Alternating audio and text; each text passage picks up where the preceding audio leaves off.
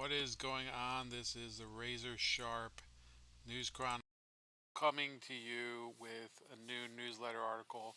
May also be coming with an American Greatness article later this week. But I wanted to record this because, first of all, not only is there a new Substack up, and you should subscribe to the Substack, because I do put a lot of my thoughts over a month long period into these, and I don't try to flood your message inbox, but there's also now going to be a Substack video, and this will be the first one. And I'm always excited to try a new alternative social media or video hosting platform because I think it's important for there to be alternatives and competition and not just depend on one, whether it's YouTube or any of the other alternatives, Rumble, Odysee, BitChute, and now Substack. So while you're at it, please subscribe to me. You have Truth Social, Rumble, BitChute, Odysee, Substack, Telegram, Gettr, Podbean, Subscribestar, MindsGab, and YouTube on my link tree in the description. And the topic today was an article that I wrote yesterday about an issue that it does rankle me. The problem of abortion rights activists who manipulate religion for their ends. And in this case, I've never concealed the fact that I'm Jewish. My family has deep ties to Jewish communities in Ukraine and in Iraq, and of course, my parents were raised in Israel.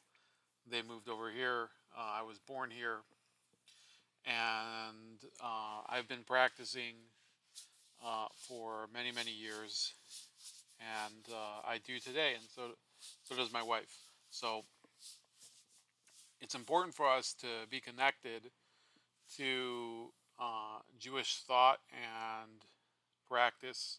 So when there is a person who takes those two things, tries to meld them with ideas and beliefs that are more towards their own personal perspective, don't really have much to do with actual scripture, I think it's important to push back and say, you know, you can't just appropriate something and turn it into whatever you want it to be, right? This isn't like some sort of cuisine, right? You're actually taking ideas that have real spiritual meaning for many people. Now, you can be an atheist, you don't have to believe in spirituality. You can believe that we live in a completely material universe with no spiritual element. I believe in the First Amendment, freedom of religion and freedom from religion, but you can't, in my opinion, uh, manipulate religion to your own end without having people object and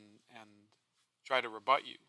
And this is a case that definitely needs rebutting. There was a Reform Jewish rabbi named Rachel Pass who wrote an article, or actually, she had an interview with Insider. I think they're a different side of Business Insider. You might know them. They're on many news aggregators. And she made this claim that was honestly one of the more disgusting things I've ever seen. She said, the ending her pregnancy was a blessing. And she said, my abortion was deeply Jewish. So, to be clear here, um, I've had a long history where I've always been, so far as I remember, pro life. I don't really believe that abortion is some procedure that you can really make into a real, completely safe and painless procedure. First of all, it's obviously not painless for the fetus. The fetus is usually suffering before it's killed. It's not a very, I mean, it's a very graphic um, process just for those that have no idea about it. I don't want to get into it because I think that there's really a stark contrast between the people who are trying to enable more women to take the choice of aborting a pregnancy and ending their voyage to becoming they're becoming a mother. Often they're starting a family with their husband.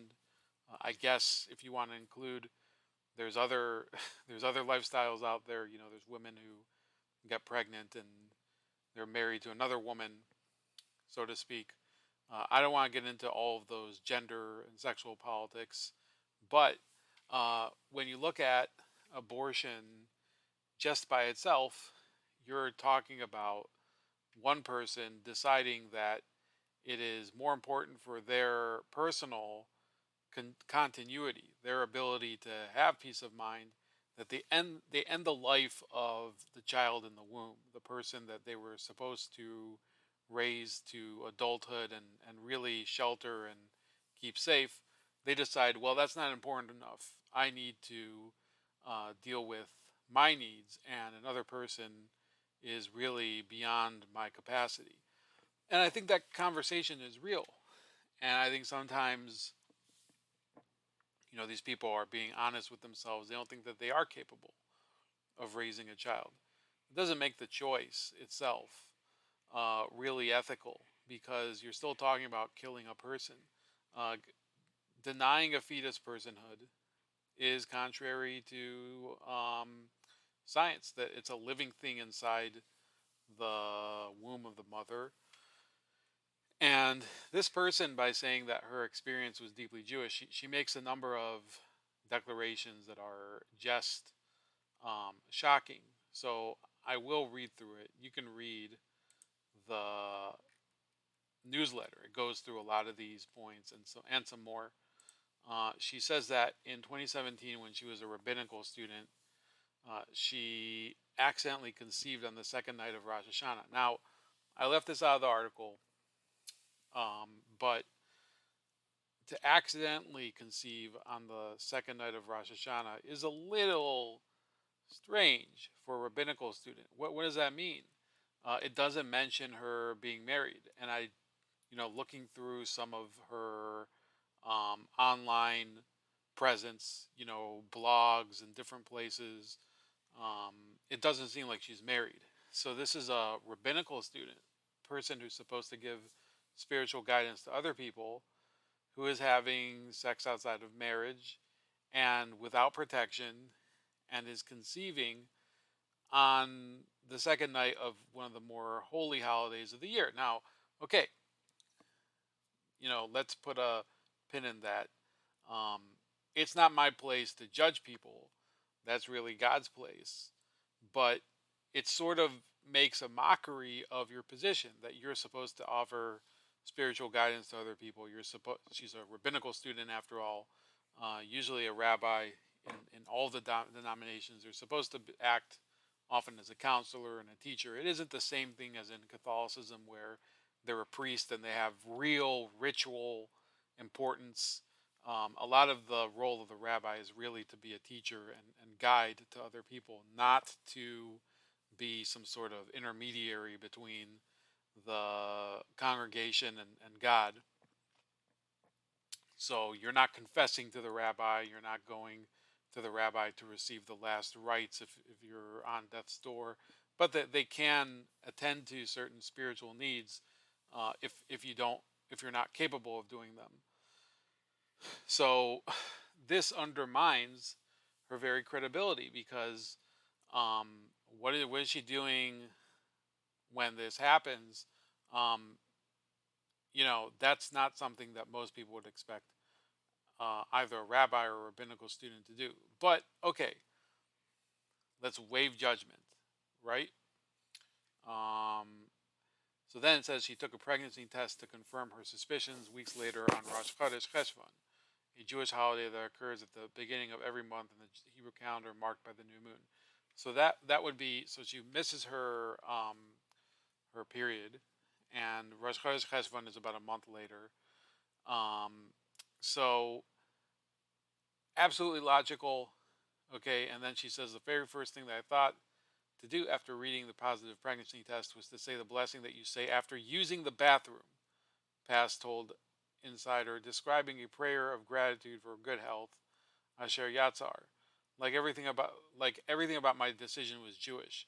So um, this is where I really start to say that this is really twisting um, what is a traditional belief system into a completely postmodern, um, bizarro world of what that would be.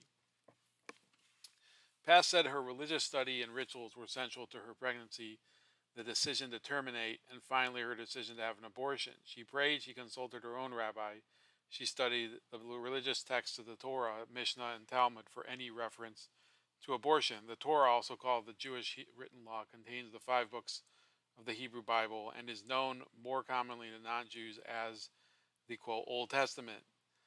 The Mishnah is the first major work of Jewish literature and contains oral traditions and commentaries known as the Oral Torah. So, yada yada yada. Um, it doesn't really cite any passage in there that justifies abortion in this article. So, um, and then it goes into the whole issue of Roe v. Wade and how it's been overturned, and how, in their mind, their argument is that um, because there's polling within the Jewish community, and I'm not a fan of public polling being used in order to determine public policy, but it says 83% of American Jews believe abortion should be legal in all or most cases, more than any other religious group. I find that to be just shameful. Even in conservative readings of Jewish texts, the faith largely protects and in some cases requires abortion. As such, many Jewish organizations have argued that extreme abortion bans are violations of their First Amendment rights to practice their religion freely. So, this is a gross mischaracterization. There's only one actual exemption to the rule. In every other case, you cannot have an abortion in Judaism. There's no such thing as elective abortion, like her case indicates, where so to put it simply, there's the exception where the pregnancy threatens the life of the mother. That would include ectopic pregnancy, which in the American legal realm is not considered an abortion. That would include, I believe, uh, in the olden days, it would probably include a breech birth. There are a number of pregnancies that in ancient times especially were considered life-threatening. Okay, so um, there was an exception built in where you had to save the life of the mother because, and it's not exactly a cut and dry issue. Many mothers, in fact, when faced with the dilemma of saving their own life or that of the infant, over generations have chosen to save the infant, right? It's not something that those of us who have never been in this situation or can never be in this situation can actually understand, because it's really, I think, integral to that situation. Bodily autonomy is extraordinarily important, as it is extraordinarily valued in all walks of Judaism. Pass said. That's also not true. I'll give you another example. Tattoos, for example, tattoos are expressly prohibited in Judaism. Um, Things like that, making markings on your skin um, that are uh, beyond circumcision, uh, not permitted, right? Where's the bodily autonomy, right? And so the fact that the Dobbs decision limits access to abortion, it really does affect Jews' First Amendment right to freedom of religion. After much consideration, as she held 4 misoprostol pills in the corners of her mouth to induce her abortion, she hummed along it to a liturgy streamed by Central Synagogue Services, a Reformed congregation in Manhattan. So this is another, I think this would be number 4 in terms of the different things that she puts in this article that are indicating that it's really more about her. It isn't about tradition. It isn't about the laws of Judaism, the Torah. It's about her personal beliefs, and especially in regards to abortion and reproductive health. So the first one, let's remember, getting pregnant and not using contraception. That one, you maybe withhold judgment because it does happen to people. But being uh, a rabbinical student, I think it undermines her argument, right? Um, the other thing is, so she uses a blessing that has nothing to do with getting pregnant, the Asher Yatzar. You know what? I'm going to check on this. So Asher Yatzar pregnancy. So what actually happens is, um,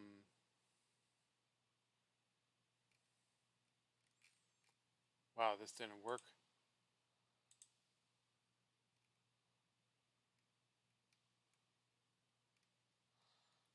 So I believe there's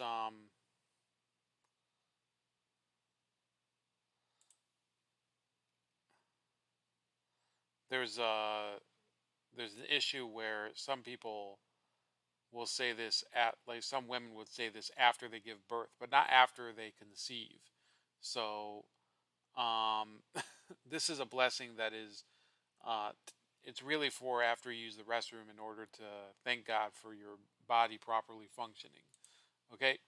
Um, then you have her saying, "Oh, I was looking for reference to abortion in the Torah, Mishnah, and Talmud," but it doesn't really say whether she found anything here. I think there was another article that she wrote. This is actually an interview with her, but there's another article that she wrote that I think she tried to bring some sources. And then she says it's a violation of of her First Amendment rights for the government to prohibit abortion in any way or to permit there to be laws restricting abortion. That's not true. Okay, abortion being a medical procedure, there's actually no source, and she couldn't cite a source. So there's no source that actually commands a Jewish practitioner to have an abortion, right? They didn't actually cite anything. The last thing that I saw here was that she hummed some some tune from the liturgy while she was taking the abortion pill misoprostol.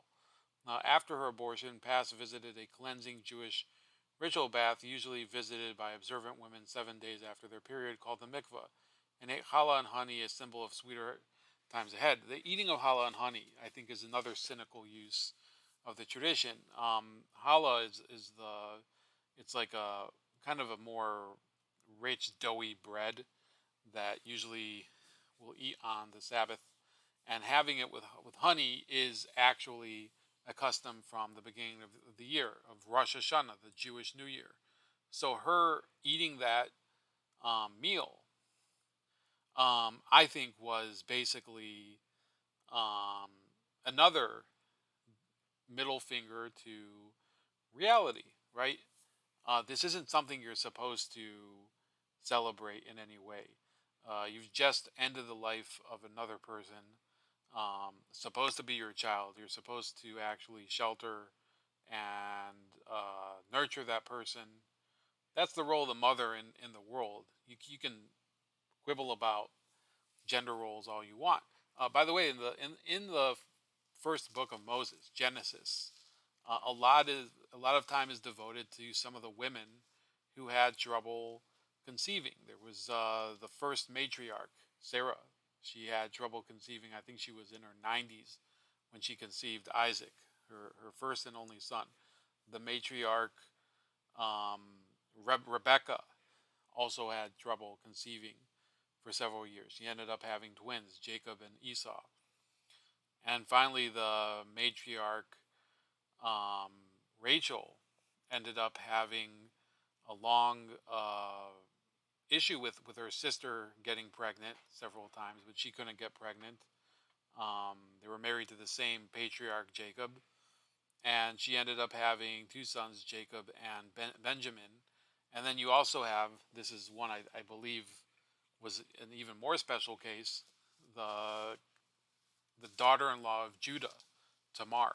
So she actually couldn't conceive because she lost two of her husbands. They died, and she ended up having to marry a third. Very interesting stories. In every case, the ultimate goal of each woman was to have a child and be a person who goes through that living process of raising a child and a family. So if you're a person who doesn't treasure those issues, who's not into this aspect of motherhood in the context of a woman's place in the world, my opinion is you can pick another religion, you can pick another belief system. Don't take a belief system that already exists and pervert it for your own personal gratification, which is what she's doing here. Um, so, and then she says, though past said Jewish people may face a unique violation of their religious freedom by the overturning of Roe v. Wade, removing choices for reproductive care concerns all people. She says, my concern for Jews is the same concern that I have for every person with a uterus living in America. This again is, um, her projecting her personal beliefs onto a religion that has nothing to do with it. We know what a person with a uterus is. It's a woman. Okay, calling a mother, people with uterus or whatever. That's a modern thing where people are trying to say, well, gender is malleable. We don't exactly know who is who. Look, in the Bible, they did address issues of people who had birth defects or chromosomal disorders. Um, this was actually very common in, they were addressing it in the Talmud. They make mention of the androgynous, and they talk about, yes, there are people who they have these conditions, but it does not.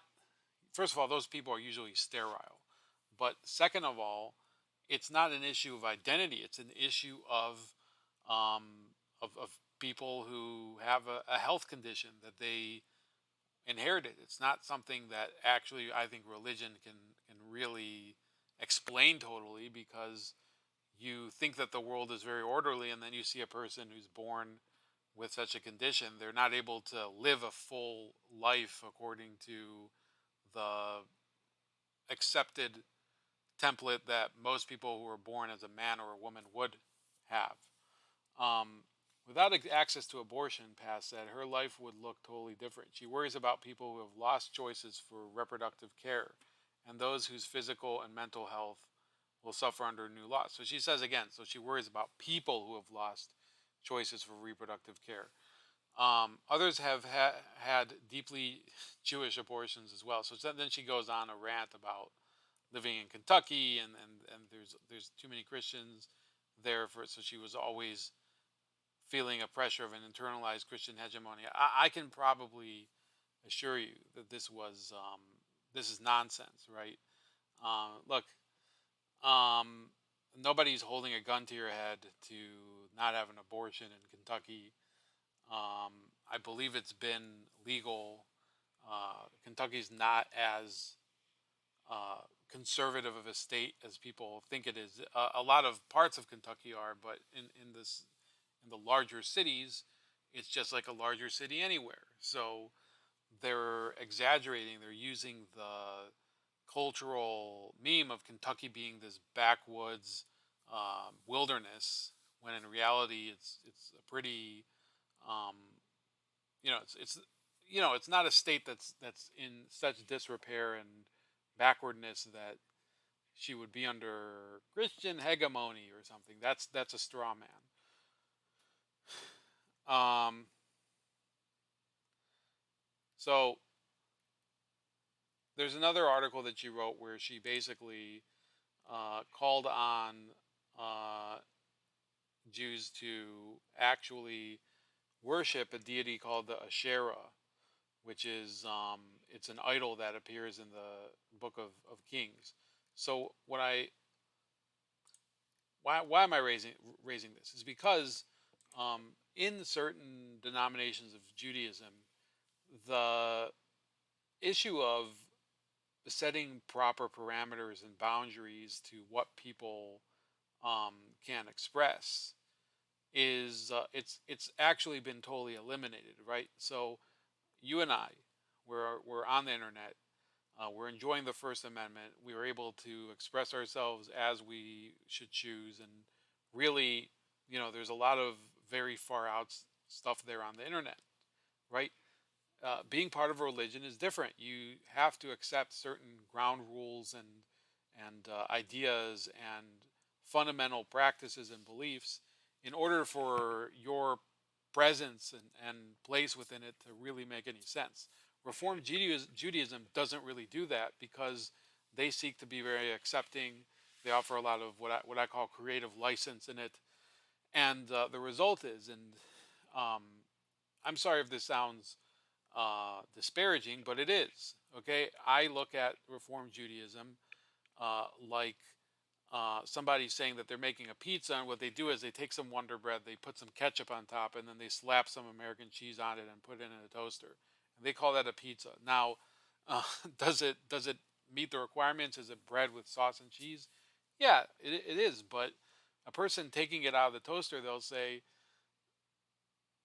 this is some Wonder Bread with cheese on top and some ketchup. They're not gonna. That they know that this is a crude imitation of the genuine article, and that's a real problem when you see people who they try to appropriate the concept of Judaism and use it in order to spread progressive values. And it's done a tremendous damage, I think, to the image of Judaism in the world and within the Jewish community itself.